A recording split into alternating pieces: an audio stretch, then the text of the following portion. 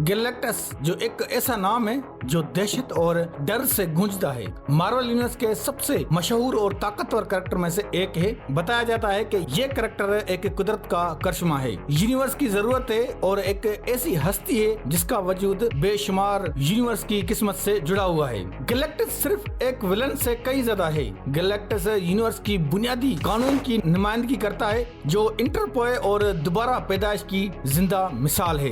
Villain कुछ मजबूरियां बनते हैं बट गैलेक्टस मार्वल कॉमिक्स का विलन नहीं है, बस उसको समझा जाता है क्योंकि वो कुछ ऐसा करता है जो किसी को अच्छा नहीं लगता। अब वो क्या है, चलो फिर गैलेक्टस को एक्सप्लेन करते हैं। इस वीडियो में जस्ट गैलेक्टस की ओरिजिन और उसकी पावर्स और उसके हेराल्ड के बारे में बात करेंगे। देन लास्ट में गैलेक्टस का ओवरव्यू करेंगे आने वाली MCU की मूवीज में। तो बस रिक्वेस्ट है कि वीडियो को लास्ट तक जरूर देखें। गैलेक्टस की कहानी उस डेथ यूनिवर्स में शुरू होती है जो बिग बैंग से भी पहले मौजूद थी। उस यूनिवर्स में तास्यारा पर गैलन नाम का एक आदमी मौजूद था। गैलन एक साइंटिस्ट और एक्सप्लोरर था, एक अक्लमंद और हमदर्द आदमी जो एक यूटोपियन सोसाइटी में रहता था। उनकी यूनिवर्स खत्म होने पर पहुंच रही थी, जो एक हीट डेथ का शिकार हो रही थी। जब वो यूनिवर्स तबाह हो गई, गैलन फिर एक दूसरी तरफ सफर किया इस उम्मीद में कि कोई बचने का रास्ता मिल जाए। अब गैलन गैलेक्टस बना कैसे? तो जैसे कि वो टॉप प्लैनेट्स को छोड़ के जा रहे थे तो वो एक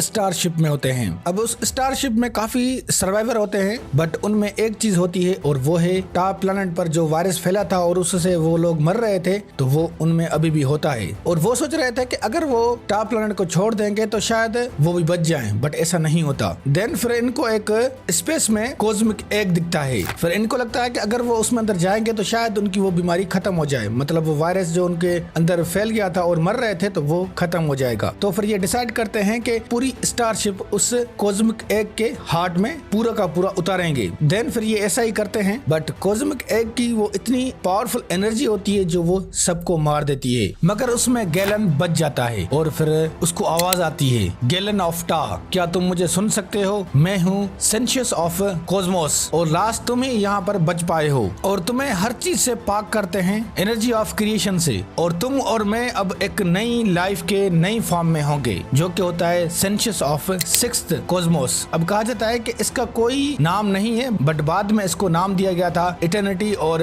इन्फिनिटी। तो इसी पर वो पूरी यूनिवर्स जो है वो मर जाती है और यहाँ पर सिक्स्थ कॉस्मोस और गैलन एक साथ मिल जाते हैं और जन्म होता है गैलेक्टस का, उसी एक कॉस्मिक एग से जो कि बना हुआ था फुल ऑफ कॉस्मिक एनर्जी से। और फिर बिग बैंग का भी इवेंट हुआ इस दौरान, जिसमें आज मार्वल यूनिवर्स मौजूद है। और उसी बिग बैंग के दौरान भी गैलेक्टस ने जन्म लिया। यहाँ अब वो गैलन नहीं था, वो था गैलेक्टस, जिसके पास इन्फिनिटी ताकत थी और बहुत ही ज्यादा भूख थी। उसने गैलन के तौर पर अपनी पिछली जिंदगी के कुछ यादें बरकरार रखी, लेकिन वो बुनियादी तौर पर पूरा बदल चुका था, जो जिंदा रहने के लिए एनर्जी इस्तेमाल करने का ना खत्म होने वाली जरूरत से मुतासिर था। अब उस एनर्जी को पाना उसकी जरूरत बन गई थी और गैलेक्टस को वो एनर्जी मिलती है उन प्लैनेट्स पर जहाँ पर पहले से ही किसी भी एलियन की आबादी हो। इसी एनर्जी की वजह से तो भाई वो प्लैनेट्स खाता है और उसको नाम दिया गया है यूनिवर्स का भूखा। एक यूनिवर्स की जरूरत गैलेक्टस की भूख एक इंतखाब नहीं बल्कि एक बायोलॉजिकल इम्परेटिव है। वो यूनिवर्स तवाज़न की जिंदा मिसाल है, एक ऐसी कुव्वत जो यकीनी बनाती है एक पुराने के लिए एक नई जगह खाली करे। गैलेक्टस बुरा नहीं है, वो कुदरत का एक करिश्मा है जिसकी फितरत में है कि वो प्लैनेट्स को खाए। जिन प्लैनेट्स को गैलेक्टस इस्तेमाल करता है वो सिर्फ तबाह नहीं होते, उनकी एनर्जी जज़ब हो जाती है और गैलेक्टस का वो हिस्सा बन जाती है और यही एनर्जी उसे बरकरार रखनी होती है और उसे अपनी जिंदगी जारी रखने और डेथ और दोबारा पैदाइश की यूनिवर्स सर्कल में अपना किरदार अदा करने की इजाजत देता है। गैलेक्टस की मिसाल यूं लो कि भाई पुरानी चीज को उस जगह से हटाकर वो एक नई चीज बनाता है। अब गैलेक्टस की पावर क्या है? बताया जाता है कि मार्वल यूनिवर्स की सबसे ताकतवर कैरेक्टर में से एक ये गैलेक्टस है। उसकी सबसे मेन पावर आती है cosmic power. Galactus cosmic power इस्तेमाल करता है जो यूनिवर्स की बुनियादी एनर्जी है, जो उसे ओमनीपोटेंस बनाती है। वो मैटर और एनर्जी को अपनी मर्जी से मैनिपुलेट कर सकता है, रियलिटी को दोबारा शेप दे सकता है और यहाँ के वो एक जिंदगी बना भी सकता है। साइज अल्टरेशन, गैलेक्टस अपनी मर्जी से अपना साइज से बदल सकता है, जो एक बड़े जायंट से लेकर प्लैनेट्स का रूप भी दे सकता है। वो दूसरों को दिखाने के लिए वो किसी भी चीज का शेप क्रिएट कर सकता है। उसकी असल शक्ल मॉडल माइंड्स के लिए नाकाबिले फहम है। एनर्जी ऑब्जर्वेशन, गैलेक्टस वैसे मिकदार में एनर्जी जज़ब और मैनिपुलेट कर सकता है जिसमें पूरे प्लैनेट्स की रूह भी शामिल है। ये एनर्जी उसे बरकरार रखती है और उसकी ताकतों को एक फ्यूल देती है। जैसे हम खाना खाते हैं तो वैसे ही वो एक किस्म का प्लैनेट्स खाता है जो उसे एनर्जी देती है।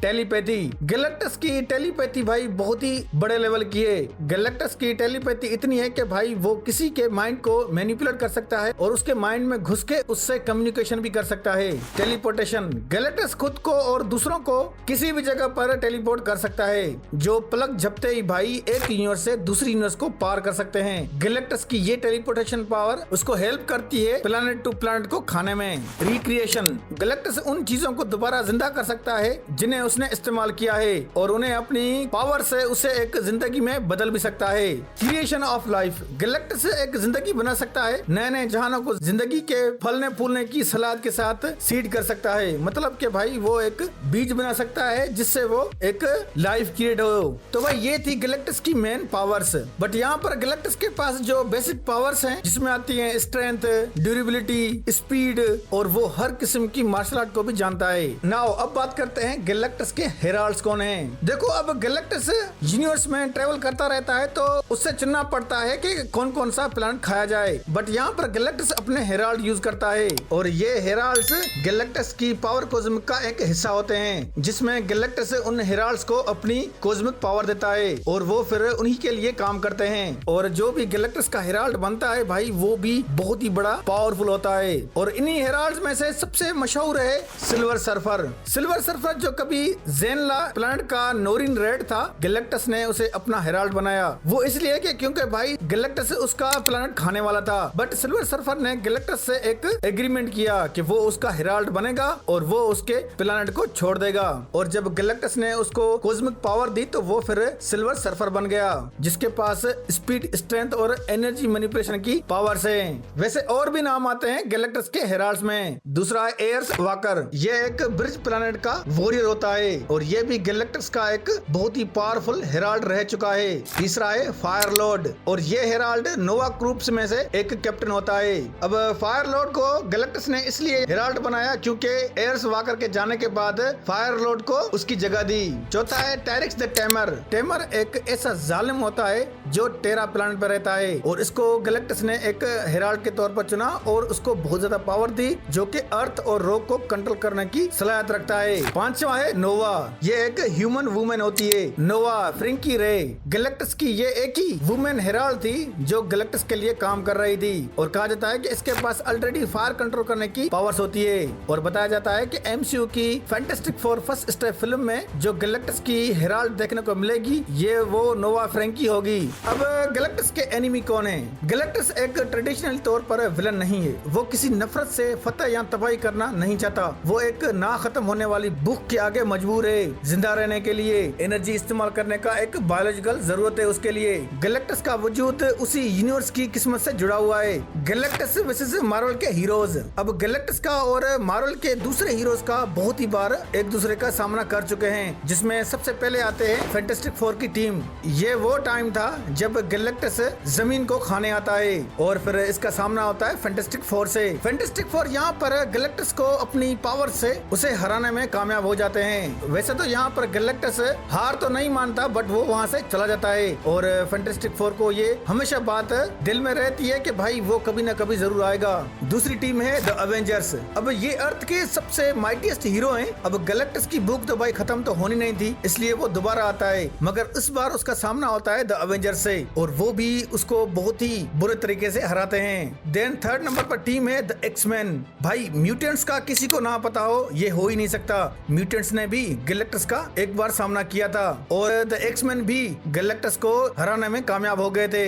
वैसे गैलेक्टस को एक बार द वॉचर का भी सामना करना पड़ा था। अब आप सभी को पता है कि द वॉचर्स का क्या काम होता है, बट गैलेक्टस को वो कुछ भी नहीं करते। वॉचर्स का काम है किसी चीज में इंटरफेयर नहीं करना। जब उनको पता चला कि गैलेक्टस का वजूद क्यों है तो वो उसको नहीं मारते। गैलेक्टस मल्टी यूनिवर्स में घूमता रहेगा और अपनी भूख मिटाने के लिए प्लैनेट्स को खाता रहेगा, क्योंकि भाई वो उसका काम है। वो एक एक इटर्नल हस्ती है जिसको मारा नहीं जा सकता, वो हमेशा भूखा रहेगा। गैलेक्टस एक ऐसी कुव्वत है जो वक्त के खत्म तक मौजूद रहेगी, हमेशा भूखा, हमेशा इस्तेमाल करने वाला, हमेशा गैलेक्टस। तो भाई ये गैलेक्टस की एक शॉर्ट एक्सप्लेनेशन थी जो कॉमिक से ली गई है। बट अगर हम मूवीज की बात करें तो भाई मूवीज में हमने पहली फैंटास्टिक फोर फिल्म में देखा था कि वो कितना बड़ा हो जाता है और उसको सिल्वर सर्फर हरा देता है उसी की पावर से। बट अब हम देखने वाले हैं उसको MCU में, और फैंटास्टिक फोर के फर्स्ट स्टेप टीजर में भी हम देख चुके हैं गैलेक्टस को, जो एक्यूरेट कॉमिक से ही लिया गया है। तो इसके मैंने पहले ही टीजर में बता दिया था कि फैंटास्टिक फोर फर्स्ट स्टेप की फिल्म का जो इवेंट है वो अर्थ 616 में नहीं है, वो किसी दूसरी यूनिवर्स और किसी दूसरी अर्थ पर है। और मुझे लगता है कि फैंटास्टिक फोर गैलेक्टस का सामना तो करेंगे बट शायद वो उसको हरा नहीं पाएंगे। और फिर जैसा कि आपको पता है कि फैंटास्टिक फोर का लीडर रिचर्ड कितना जीनियस है, तो उसने कोई ना कोई रास्ता ढूंढ लिया होगा किसी दूसरी यूनिवर्स का, और फिर वो शायद उसी में ट्रेवल करके 616 में आ जाएं। मल्टीवर्स चल रहा है MCU में, तो किसी एक यूनिवर्स से किसी दूसरी यूनिवर्स में जाना कोई बड़ी बात नहीं है। तो मुझे लगता है कि गैलेक्टस इस फिल्म में वो अर्थ को निगल जाएगा। तो दोस्तों मेरा तो यही ख्याल है, आप अपना भी एक ओपिनियन दे सकते हो। और आई होप कि आपको ये वीडियो अच्छी लगी होगी, जैसे कि मैंने वादा किया था कि गैलेक्टस पर एक जरूर वीडियो बनाऊंगा। तो भाई ये रही गैलेक्टस की ब्रीफ वीडियो। नाउ अब मैं द वॉइड सेंट्री की वीडियो भी बनाऊंगा, तो उसके लिए आप हमारे चैनल को सब्सक्राइब करें, और उम्मीद करता हूँ कि आपको मेरी ये वीडियो अच्छी लगी होगी। अगर वीडियो अच्छी लगी तो लाइक करें इस वीडियो को प्लीज, और हाँ भाई ज्यादा से ज्यादा चैनल को जरूर सब्सक्राइब करना।